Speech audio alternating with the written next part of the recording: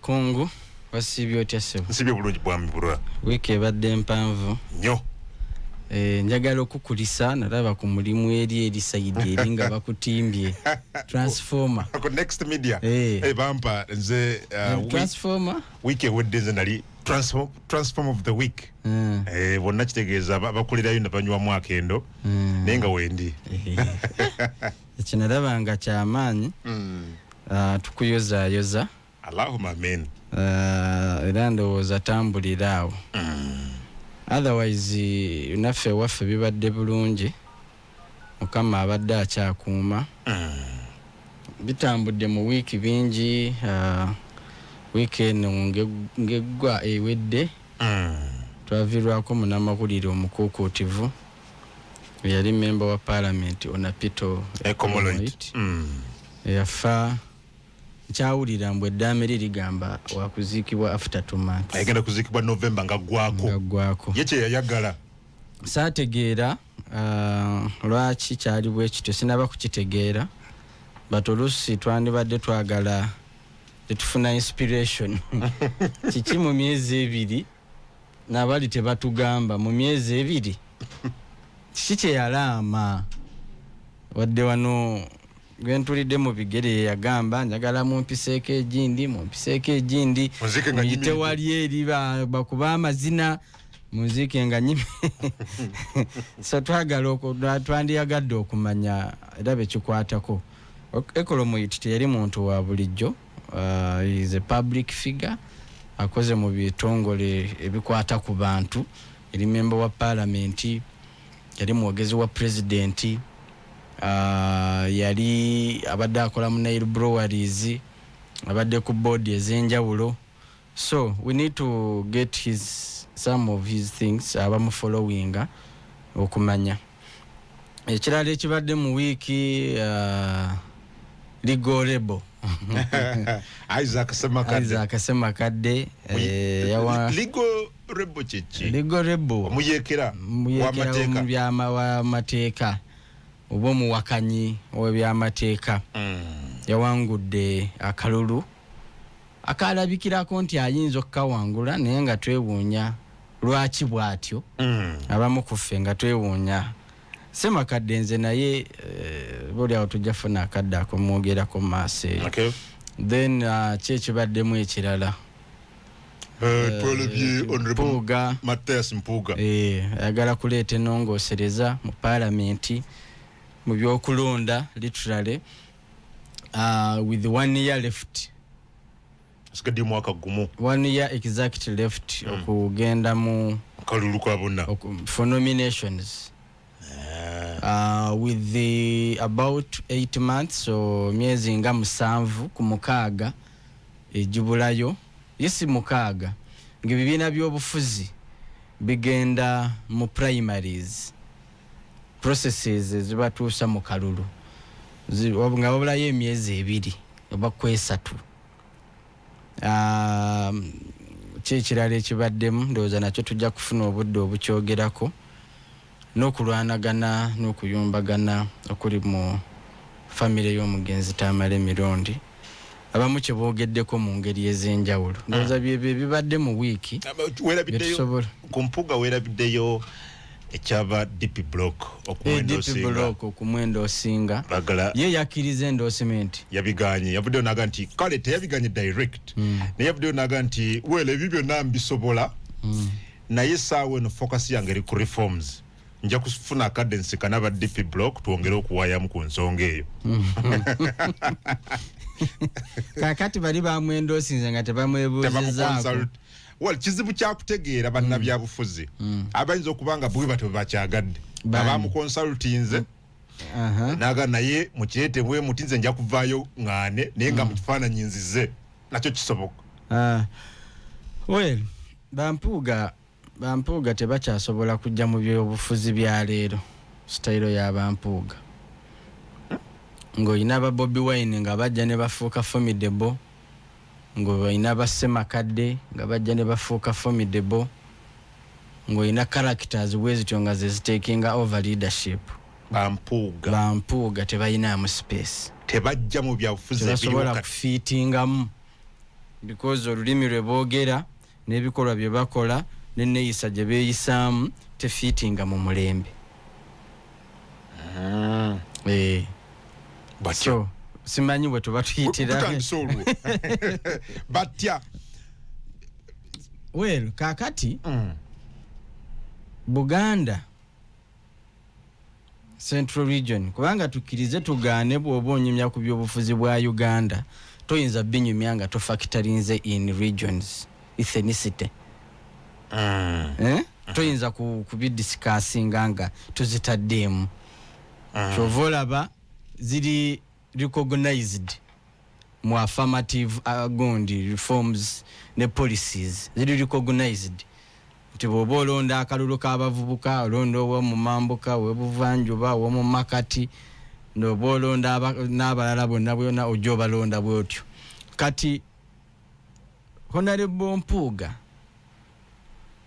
bw'aba ayagala kujja ku bwa president alina okuddayo ne yereforminga n'afuuka ekyo babadde avuma kye bali. Mpuuga bw'aba ayagala okufuna endorsement nga kirungi tannagikkiriza openly akyaje distancinzeeko akozesa akaseera kano ke tulimu addeyo asibe dreads.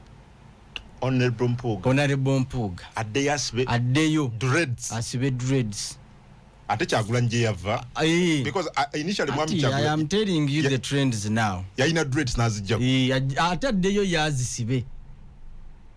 If he wants to out to compete Bobby Wine addeyo asibe dreads agende mu boutique agule jeans asibe balance akirire mu downtown wano mu wino agule Timberland ayambuke agende ku Gondi agende mu Mutaasa agule chains aziteeke kaza ayambale bino nenjegereso mu bulago nafana natya kuba mwaka fananyi. Exactly, that is the point.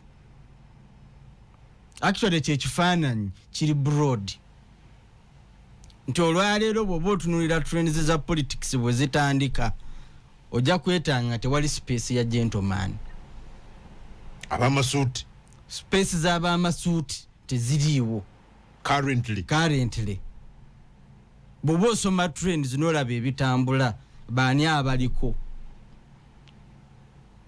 It is unfortunate tutuyingira mu mulembe gw'abaani abaliko nga tuyina competition gye tuliko ne ba intellectuals. Nti intellectual waneena ayogera ennyo ayina ebirowoozo ayina byayagala okutuusa ku ggwanga oddikulembera yeyo style gy'olina okugiramu kubanga tuyina we twamisingira point. Bwe tumala okuva mu reforms ezo ebyobufuzi ne tunyenyetiza democracy oba ennonda y'ebyobufuzi tetwanyenyetiza civic education kubanga civic education lwe lugendo oluteekateeka omuntu mu ndowooza mu bikolwa mu biki by'oteekako essira mu muntu okumuyigiriza akalulu kyeki.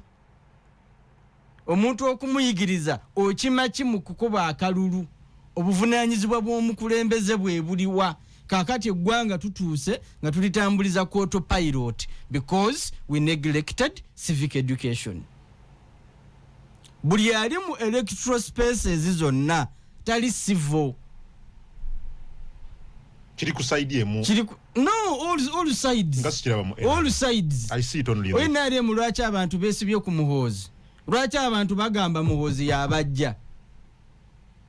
He has branded himself like that person who defies orders. Tojja kujja ng'ogoberera order. Ng'oyagala kujja bw'ogenda mu meeting nga bw'ennojje osibye amataayi essuuti nga gattoka masamasa bwe kati abantu tebakulaba as part of them. They see you as a stranger. Mpuuga is a stranger. A good leader, a person who can take you good ideas, but he's a stranger. Abantu bayogereramu si kitundu ku bo. They don't identify with him. So kakati bw'aba agamba nti agenda kukkiriza okubeera candidate mu 2026 baani bagenda okujjako abawagizi? Because ateekwa okuba alina section gyagenda okujjako. Agenda kujja ku Museveni akendeeza aba Museveni, agenda kukendeeza ba Kyagulanyi, oba agenda kukendeeza aba Besigye abagenda ewa Kyagulanyi. Kuwengezo nazo oteekwa okuzitunuulira. Baani abagenda okumpagira? Bamasuuti bannange? Demographics zo zimuzitunuulira. Gundi eva nireva noti nira UBOS eva mukola census. Bw'otunuulira results za census ozijjamu ki gwe munnabyabufuzi ayagala okwesembawo naddala abo abali ku level ya national? Because constituencies demographics zaawukana. Abantu balonda for several reasons. Bali ethnic, bali religious, bali gundeze emyaka byonna biri omwo. Aba constituency entonotono bapati mu abagala ogenda ku region ku national level muteekwa okwetunuulira. Benjagala kubanga oyagala bonna bwe beegattagatta obayina oba bwe beegattagatta beeyawula. At the moment genda okwate census mwami Mpuuga bw'oba oyagala kwesimba ku kalulu ka 2026. Bw'omala okukatunuulira genda okwate ebitabo ogende mu EC okube winter obagambe mu mpaali zaati mbadde mu NUP mbadde mu DP mbadde mu opposition. Mu opposition baani bengendo twala, baani bengendo wangula. Oddeyo tunene mu constituency yo wawanguza obululu bumeka, bameka abataakuwa. Bwe weesimba ku bwa president ewuwo oyinza okufuna biggest percentage. You get it? Okay. DP block enegama mbunne ereta mwami Mpuuga eyinaki? DP block eyendo sinze Mathias Mpuuga kuba president. Obuza chechi obeyeriwa nsobola okubulira balimu mulimu Kaku, Samuel Walter, mulimu Mike Mabike, mulimu Lubowa olimu mita Lubowa. Bebo bemmanyi. Well, kakati DP block eringa omusajja yatomerwa endiga anje ali mu kuwasa omukyala. Can I hear that again? DP block at the moment by endorsing Honorable Mathias Mpuuga is like an important man who is trying to make a wedding. But he never mukaku. Yes, that's what I'm saying. Is full of they are politically important men who are trying to wed. Why? So you ask yourself, after the wedding, what next? Lwaki owasanga watomerwa endiga? Wabutomerwa endiga lwaki owasa?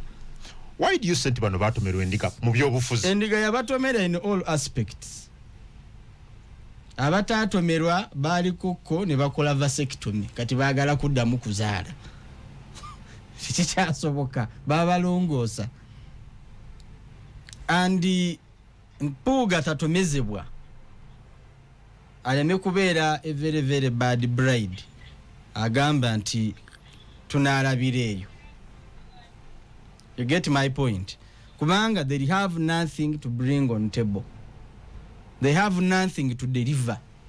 There is no victory they are going to deliver. Okujjako nga baagala kutunda muntu waabwe for future reasons. That is one. Not 2026. 2026 no. Estonia. Definitely no. Definitely no. Bayinza omutomeza singa akkiriza okusaba kwabo. Bayinza oba bamutomeza. Kubanga bayi nkubuuziza abo bonna boogambye aba DP block nyinza okuzaayo emabega. Aba DP block mu 2016 baali batembeeta Right Honorable Amama Mbabazi. Right or wrong? Very true. What happened? 2010 abo bonyini bolaba bali musubi. Bagenda musubi ne bakomawo mu DP. Mu 2016 DP yayina candidate. Tebamuwagira, tebamu campaigningira. 2021 bali mu people power nga bavudde mu DP.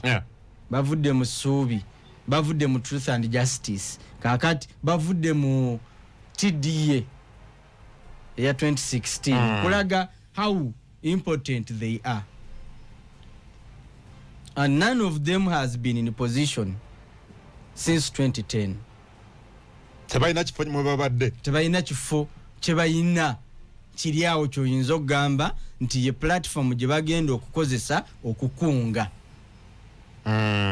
Okuva mu 2021 nga tuvudde mu kalulu, they have surfaced now. Who are they going to convince? Tebayina go basobola kumatiza. So ekya DP block tukite summary yacho, it is like an important man who is trying to wed a very beautiful wife.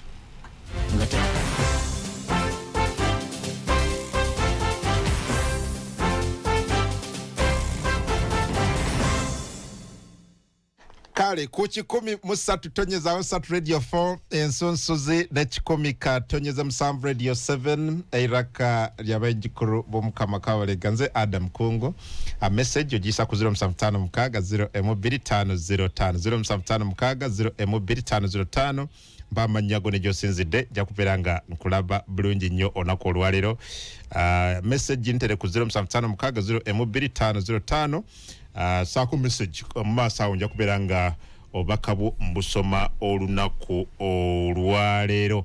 Well, kino nja kusaba okingatire nako mwami Burora ko proposals Honorable Mathias Mpuuga zayagala okuleta mu kukyusa amateeka agalungamye by'okulonda. Yavuddeyo ne proposals 7. Okay, tumusubira weekend okufuna leave ya parliament, okusaba actually leave ya parliament aberenga asobola okuziteekateeka zirete bulungi. Naye yazilistinze emukuzo oba ezimukuzo ze zino ayagala ba prisoners n'abantu abali bweru w'eggwanga okukkirizibwa okulonda. Ekyokubiri ayagala okubeera nga ababaka ba parliament ekendezebwa obunene. Tube n'ababaka ba parliament 292 ng'ayagala tuteekewo parliament 2 chambers, eya waggulu n'eya wansi. Eya waggulu ng'erimu ababaka ba parliament 39 ng'akijja tuddeyo ku districts ezasooka 39. Then lower house ng'erimu ababaka buli district ereto mbaka wa parliament omu.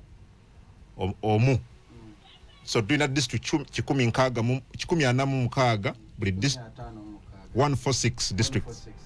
So buli district ereto omu ereto n'omubaka wa parliament omukyalo omu eyo lower chamber. Mumbera yemu ayagala tuleete running mate mu kalulu. President nga butulabe Kenya, president agenda running mate. Kadade running mate deputy president yabakulira lower chamber ya parliament. Era nga tayitibwa speaker wabula nga ayitibwa president wa chamber eyo.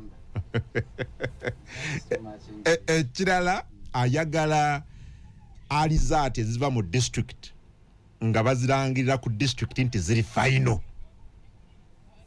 ku district. Nti zenkomeredde zigenda okuba transferred ku National Tally Center as final results okuva ku district bwezityo.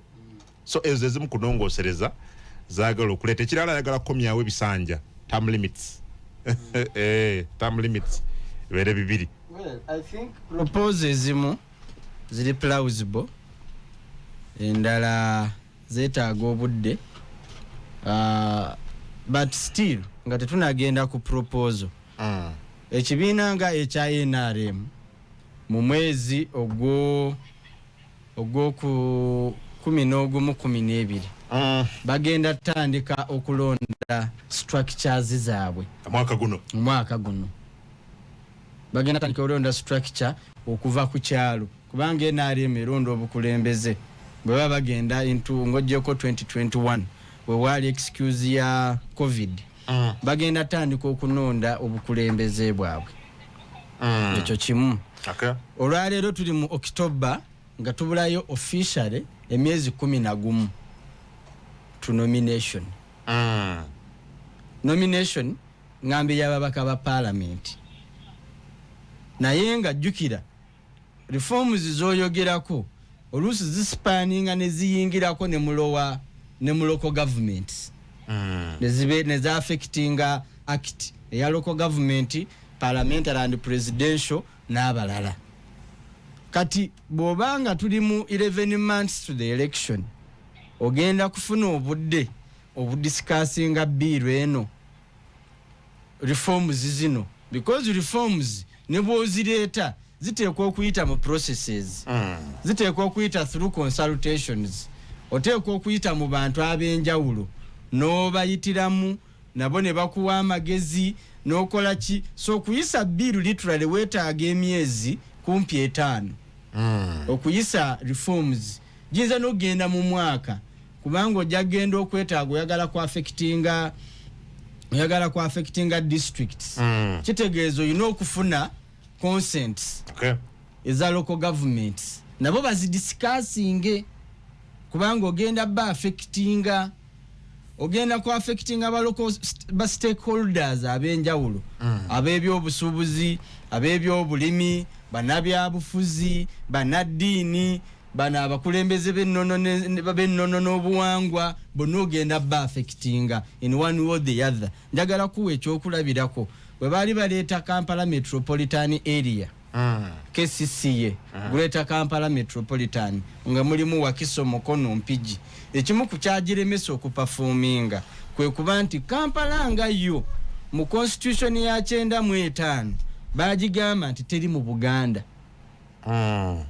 ng'ate gwe mutima gwaki ne mu mateeka ne bagamba Kampala teri mu Buganda kakati abamu ku baana kigwanyize bawabulira Kampala Metropolitan Area ng'etwaliramu Mukono ng'etwaliramu Gundi nga bagamba nedda mwagala kuva ku mudagaano biki era Greater Kampala Metropolitan Area teyakola kitegeeza nti wabaawo ebintu ebisirikidde wansi abantu abaali basobola okukozesa okulemesa so bwe oyagala reforms ez'ekika bwe zityo nga ziri wide you need time ogenda kujjawo abakulembe ababaka ba parliament abagenda effectively okudiscussinga bill eyo ngeri bali mu kubakubako kalulu bali mu kuba campaigninga because tugenda mu electoral year omwaka gwe tugenda mu gwa bululu tujja kufuna mubaka wa parliament abeera mu parliament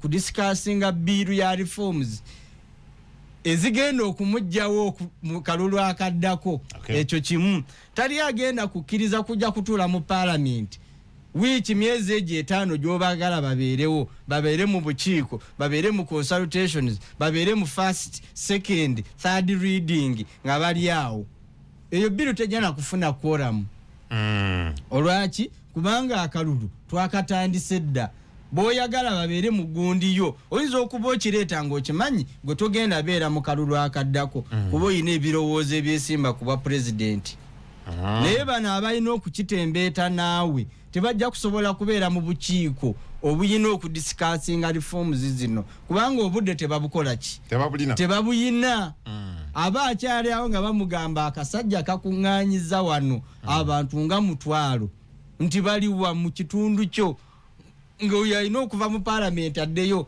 azikize ebikola ki ebigenda mu maaso eri bojja kufuniramu ne za accident so reforms za mpuuga in my understanding ne experience gye tuyiseemu ojjukira Gundi ya age limit age limit yatandika kumpi nga mu mwezi ogw'ekkumi ogw'omwenda no yatandika naye yatwala kumpi emyezi nga 6 nga 8 almost a year okubeera disposed of. Jukira oluusi bw'ozimala olina bayinza n'okukola petition negenda mu kooti okujjako nga zino proposal za kisanja kiddako, naye mu kisanja kino kijja kuba kizibu, teri agenda kufuna budde discussinga reforms ezo.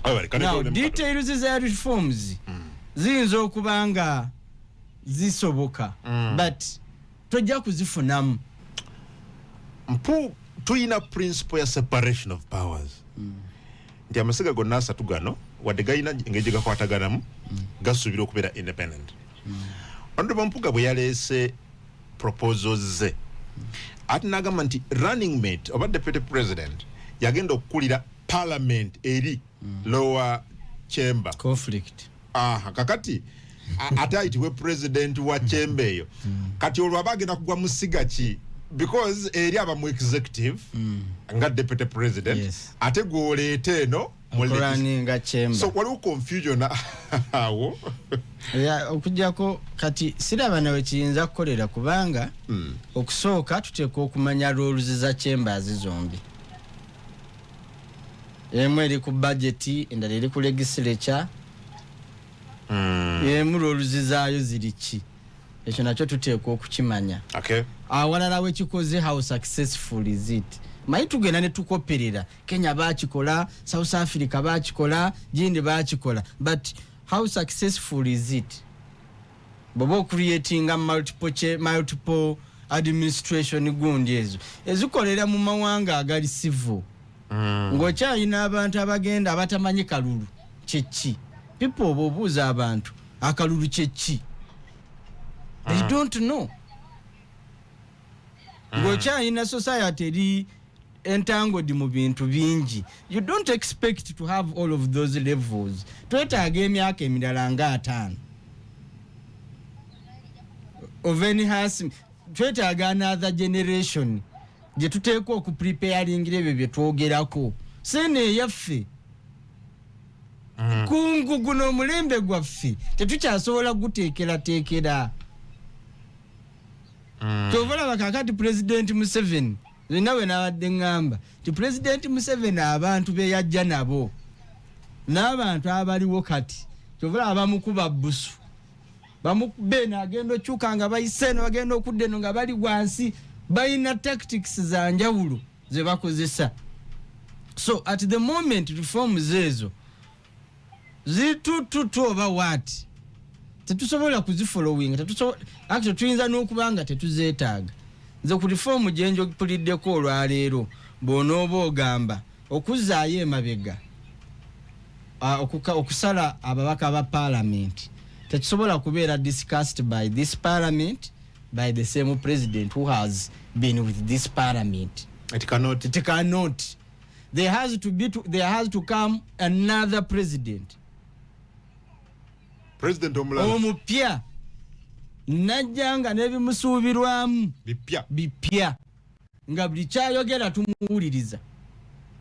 Kasita agamba kungu weebaka tomubuuza lwaki neebaka, olina ogenda n'okola ki ne weebaka. Nga abasita tugamba parliament eno tugisale.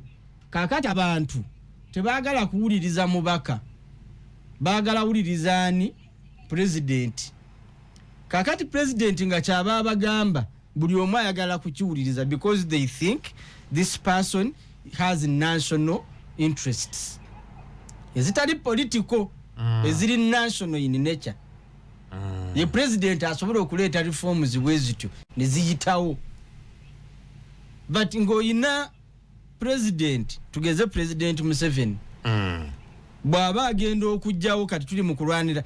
The biggest example is rationalization. Rationalization fena tulowooza ntino it is good for the country. Naye abagiteekawo ababaka ba parliament ne ba ministers ba beneficiary baazo balwana. Ali ku radio 4 kakati baba balwana nga sibe ba head baazo, sibe ba head bara institutions ezigenda okubeera rationalized. Akuwuliriza rationalization akitegedde ali ku radio 4 rationalization twogera ku kugatta ebitongole bya government wamu okubijjawo ebimu ku bitongole bya gavumenti ebikola emirimu egifaanagana nti mu bikola emirimu tugiddeyo tugigatte gikolebwa omuntu omu egibadde gikolebwa abantu banna ab'enjawulo kaakati bino ebitongole bye tugamba nti tugatte olwedde abaabiteekawo ababaka ba paalamenti ne baminisita tebaagala biveewo because bafunamu kubanga oba oliawo bafunamu saagala kubakyuza oba oliawo bakola ki kaakati kinaabeera kitya ng'ojja ku kintu ekiri directly to them direct bagenda kubuuza constituency yaani gyogenda okujjawo kaakati muntu ki mubaka wa paalamenti ki ku ngeri gye tubamanyiimu nti tubadde n'ebizibu wano mu paalamenti ebiri direct ne bazibiriza amaaso mubaka wa paalamenti ki ku mululu gwe tubalabyeko ku kweyagaliza kwe tubalabyeko ku kuva ku nsonga ezikwata ku bantu ba bulijjo singa ziba zibakosanga bo ze tubalabyeko agenda otuula mu paalamenti agambe nti nno nze nonze constituency yange okuvaawo give me one agenda okutuula mu paalamenti agambe nti kituufu I am legislating not to come back in 2026 can it happen? It cannot happen in this parliament. kola mateeka nemekudda ndikola amateeka ndi mukukuba kalulu Madam Speaker oba Mr. Speaker sa mnonze constituency yange eveewo era bannange mbasiibudde mbulira agenda okukikola. Very impossible. You get it? Yeah. At the moment there is a very big quarrel. Manyi bino byonna tubitunuulire bitusomese kiki kubiddako. At the moment bali mu kugattagatta emiruka egy'abakansala luli bagitemaatema ne bakola bakansala nga 5 mu muluka gumu kaakati bayongeza kwota ya representation ne bakiddayo emabeganga omubaka buli muluka gwina leeta kansala atya n'omukyala atya ababadde 5 oba 4 bagenda kufuuka atya there is a very big quarrel. Bayomba teri ku bonna n'ababadde bavuma gavumenti aba opposition abadde bavuma gavumenti okwonoona ssente y'omuwi w'omusolo emu ku solution ez'okukendeeza obwonoonyi bwa ssente bw'omuwi w'omusolo kwe kusala bakansala kati be bayomba kati kansala waayombedde musajja wattu ng'ate ye talina kyakikolera imagine alina ekyo kikolera ekyo kikyagenda okukola. So, actually Mr. Mpuuga is decampaigning himself. Bwaba ayagala wa gundi obwaba ayagala support ya parliament mumbera yonna kubanga bana ababaka balina mu campaigningira alina funa ababaka bajja nabo mu government olwaleero ali mu kulegislatinga baveewo kakati ku bombi ku Mpuuga ayagala obwa president n'Empuuga ayagala okujjawo ababaka ani omubaka gwagenda ogenda naye awo agenda okugira agenda agamba ono omusajja tetulina namukkiriza beera ku baloti ekyamagero kiyinza obbaawo oba oliawo tuyinza okufuna ekyokuyiga ffe abasigadde mu famiri zaffe endala mwe tuva. Tamale Mirundi Junior batugenda nti yagobeddwa mu kika lwaneeyisa Tamale agamba mwakola nsobi ogenda okwetondera Obuganda Tamale Junior kubanga taata yali takikolanga nga mulamu lwaki mukikola kati ab'eŋŋanda ze nze sijja kukkiriza era okwetonda nkusazizzaamu bali ne banyiga ne bamufuumuula. Well, I think ensonga za Junior ne family mpanvu muko simanyi oba zirimu ebintu bingi ebimu ku byo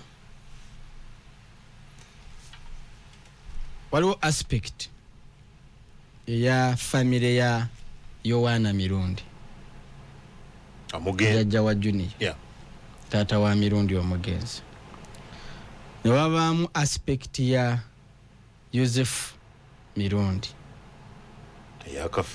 yakafa ne mubaamu ne aspect ey'abooluganda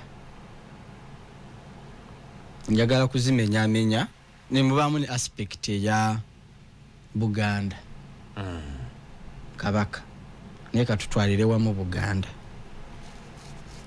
abaagenze okwetonda bagamba mbu beetonda kulwa enju ya Yowaana mirundi si kulwa Tamale mirundi Joseph onfuna bulungi aspect zirimeka biri now singa baali beetonda ku lw'enju ya Yowaana mirundi ekyo ekintu baali balina kukikola nga mulamu oba famire yalina kuvaayo nga Tamale mulamu ne beedistancinga kwani ku bigambo ku bya Tamale Joseph mirundi ekyo kimu ekyokubiri mirundi be yakola yabikola ng'omuntu tiyabikola nga kika obanga famire kubanga nawuliddeko John mirundi ano mutabani wa Tamale ng'agamba nti balumbako ko n'ewaka ne balumba maama baani abantu betutategeera. I think they are trying to create a narrative but abantu bonna abaakola ebintu ebyo baali balina kubikola nga Tamale muki mulamu Junior okugaana okwetonda mutuufu okugaana okwetonda Junior muki mutuufu kubanga bali bonna abali mu kwakyuzinga okwetonda ku lwa Tamale tebafuddeeyo okumanya Tamale yalina akakuku ki n'abantu bano baafaayo okukimanya muganda yege nti yali takuuma busungu naye tutuganye bati baafaayo okumanya akakuku Tamale ng'omuntu ke yayina kuba yayombanga nabo nsonga ki ng'oggyeko ffe bino bye tuwulira ku mpewo naye eby'omunda baafaayo okubimanya watya nga Tamale yali yakosebwa abantu abo bayomba nabo watya nga be baamukosa obanga balina we baayawulira bo we bataatugamba ekyo kiri awo okumulinda ffe mugende mwetonde lwaki tetwalabawo move ezo zonna nga mulamu boogere naye oba balugende n'egundi n'emmengo ng'ekika abali bamutyanga anti kaakati bwe bunnanfuusi bw'oyinza okuyita obunnanfuusi yenna wenjagalira okugamba taata Sali eyasigalawo muganda w'omugenzi Tamale ensonga zino asooka azikwate privately asooka azeetegereze kubanga mulimu kati ng'omwamukyala eyabadde akubira Junior ebbulooka senga eyabadde akuba Junior bbulooka Junior okugaana okwetonda singa yabadde n'emmundu oba singa yalabye ejjambi yaabwe kubanga ne bw'oba ogenda mu reconciliation zirina processes onfuna bulungi you don't wake up one morning and you do so osooka n'ogira ntoyita abantu natina tugende nakwetonda muyina okusooka ne mutuula newankubadde oyina obuyinza musooka ne mutuula ne mugamba kaakati zino ensonga zetukwasaganya nti ye za mugenzi si zaffe zaki za mugenzi si zaffe tugenda zikwataganya tutya tulowooza kino na kino na kino na kino abagaana ne bagaana nogamba okay bwe muba muganye because mirundi ayina bye yali ayogerera nze Bulola sikyali wa famire yange okitegeera bulungi nti ne bw'oba onkozeeko obulabe ne bw'oba nkulabira mu biri ebiri beni bye nalimu abantu abanziruukirira abamu sibamanyi na kubamanya okitegeera abantu abalabirira famire yange nga sibamanyi ogenda okuwulira kalo yaŋŋamba waliwo omukwano gwo gundi ne gundi yampaddeyo emitwalo 2 nina gaweerezaani omukyala ogenda okuwulira gundi ne gundi naye nga abamusikola ki tobamanyi na kubamanya bwe nava eruzira nakasanga abantu 5 bensanga mu supermarket naŋŋamba Bulola londa buli kyoyagala okitwale eka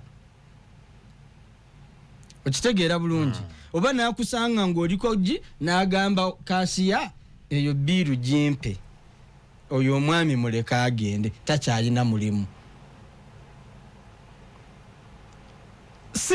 sikyali kugamba kati famire yange enkwatako kitono ate abantu besimanyi na bungi be bankwatako ennyo kakati tamale baleme kumuyisanga muntu wa bulijjo mu bunafu bwe mu maanyi ge nti action gy'okola ewulirizibwa n'abalala era ebakosa oba ebagattako baleme kukwata nsonga za tamale lightly balina zikwata in a nationalistic way nti ababakolako comment actually babakolako comment olw'ensonga they owned tamale ng'omuntu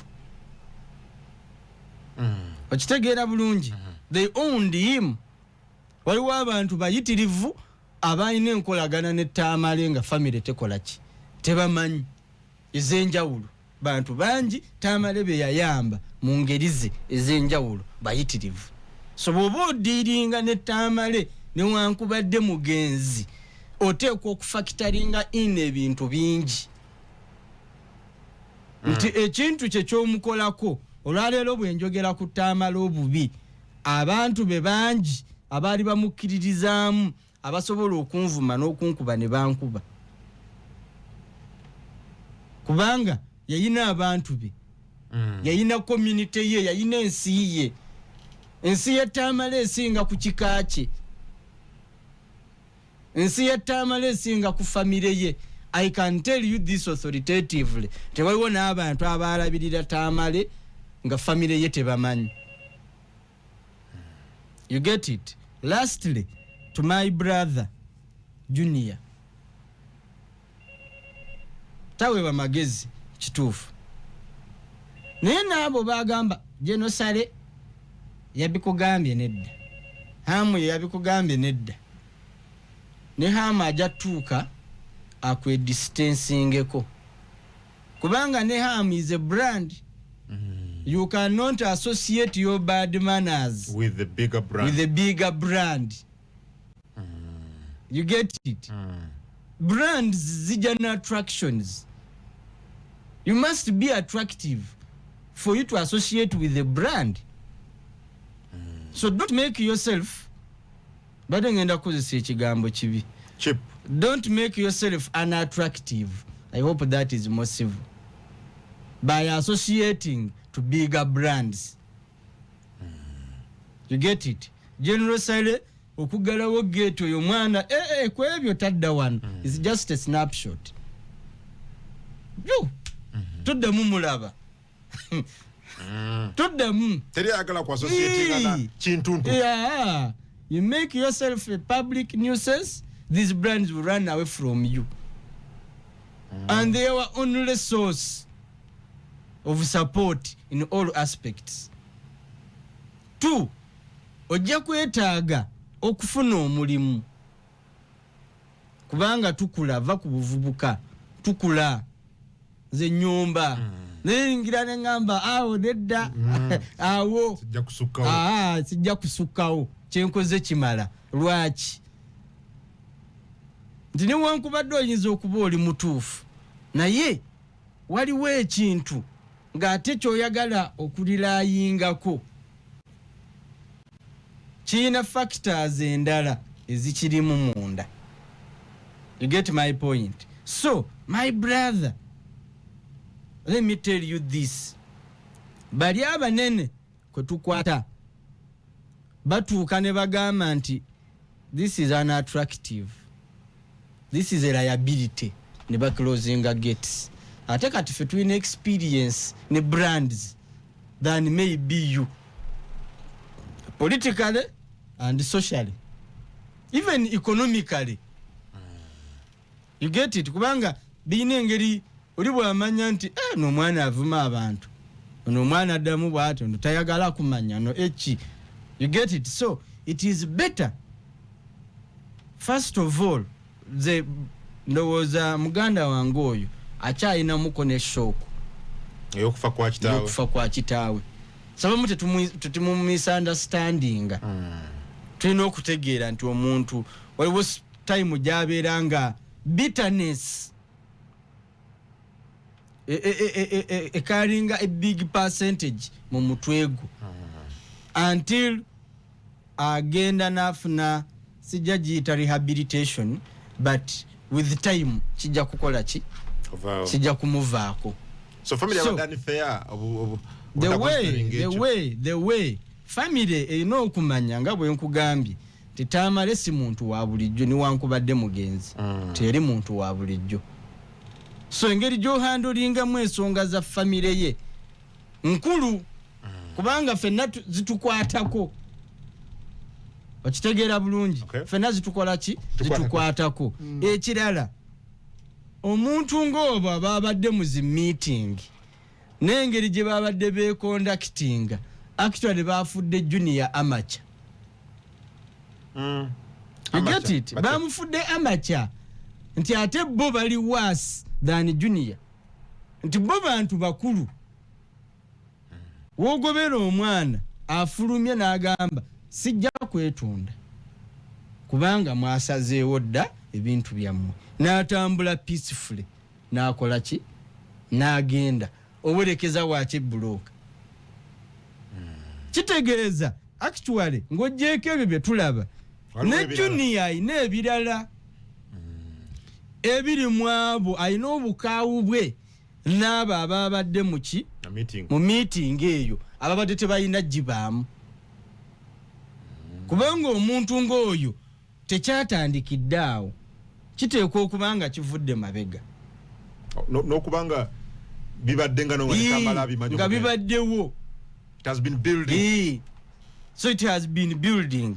I am not saying so, but I am trying to read the temperatures ezabadde mu meeting. You get it? So side zonna they have a point. Bonna balina point. Okwetonda, it is okay. Okukiriyalinga ekifaananyi kya Tamale eri abo balwanagana nabo, possibly it could be one of those good gestures to do, but you have to factor in. Oteekwa okumanya kino kyetonderwa oba tekikyetondera. Bayawukanira wa? Kuba wayinza okubanga tewayinza kubanga tewali. Bw'obanga tewali, then you can move on.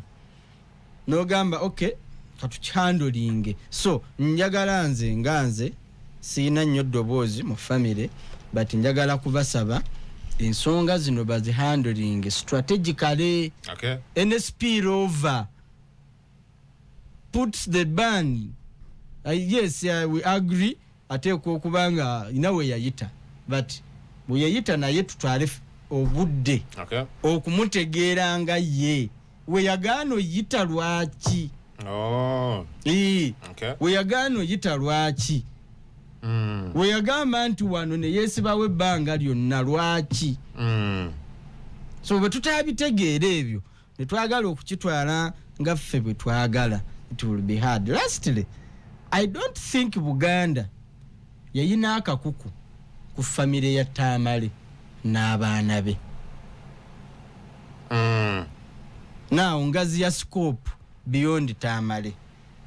nti Buganda Kingdom ng'Obwakabaka olw'okuba Tamale yayina ebizibu nabo nti bayina obuzibu obustretchinga beyond Tamale.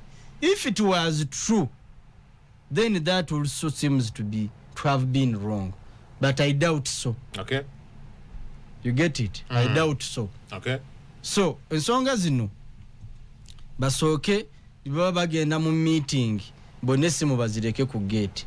Who recorded this clip? I think it's one of the family members. Was it necessary? No. That's what we are saying. Olusi bibaawo nga temumanyi bayinza okuba babadde baagala na bujulizi. Nze muli ndowooza singa tewabadde zi kamera zino omanyi kati ffe tuli strategic nga tewabaddewo zi kamera awo ffe abantu abali mu media abali mu gundi twewala nnyo contradictions, twewala nnyo ekintu kyoyogera ate enkya n'okikyusa. Singa tewabaddewo kamera ezo ezabadde ziteze osanga Junior byandiyogedde birala, osanga balina ne kye bandituuseeko. Naye olw'okuba bamuteze kamera nga baagala amenyewo bye yayogera in a manner gye ndowooza nti neyinza okuba yalabye kye yabazeemu ng'eyinza okuba ng'emuweebuula n'agaana obbikola. So kaakati oyinza okwekanga tactics used mu reconciliation zino nazo bwe kiba kyakubuulinga, kubanga bwe kiba kyakubuulinga nakyo oyinza okwekanga nga waliwo atajja kikkiriza. So bajje kamera, bajje amasimu, bajje abantu abatabuzi mu nsonga zino. Don't ruin Tamale's legacy. Don't. Tamale mu busobozi bwe, mu bumaanyi ge ne mu bunafu bwe, whereas abadde alwanagana n'oli, but this country still lauds Tamale highly. Bakkiriza nti no alina contribution gye yakola, bakkiriza nti ne mu ntalo ze mulimu bye yawangula. Biyinza okuba tebyali visible and physical, naye alina bye yawangula. Ffe mu ntalo zaffe ez'ebyobufuzi ne mu political spaces waliwo olutalo lw'owangula leero ne lubeera evident mu myaka 10. Waliwo n'olutalo lw'owangula ng'omuntu okomyeko mukome speed kwabadde atambulira olw'okuba afunye criticism ne ridicule n'atta ku bigere n'alekera awo byabadde akola. So entalo Tamale ze yawangulira bannayuganda as a whole nyingi, ezimu tuleme kuzivuluga kuziraga nti no zaali mu bukyamu. Mwenga mmwe abamuliraanye ziyinza okuba zaali mu bukyamu, naye ng'ate abaali ewala oba baali ba beneficiary ba injustice ze yali ayogerako ng'ate bo bayitirivu. So cautiously, carefully deal with Tamale's issues. Cautiously and carefully. Short of that, abantu ate bajja kuba misunderstanding nammwe ensonga zino engeri gye muzikuttemu. Muyinza okuba temufaayo, temuli baana byabufuzi. Tamale was. Therefore, okudiringa n'ensonga ze, factor in the issue of politics. Factor in issues of public and national interest. Ekyo bwe batakitunuulire, bwe batakiteeke mu ngeri gye badiringa nazo,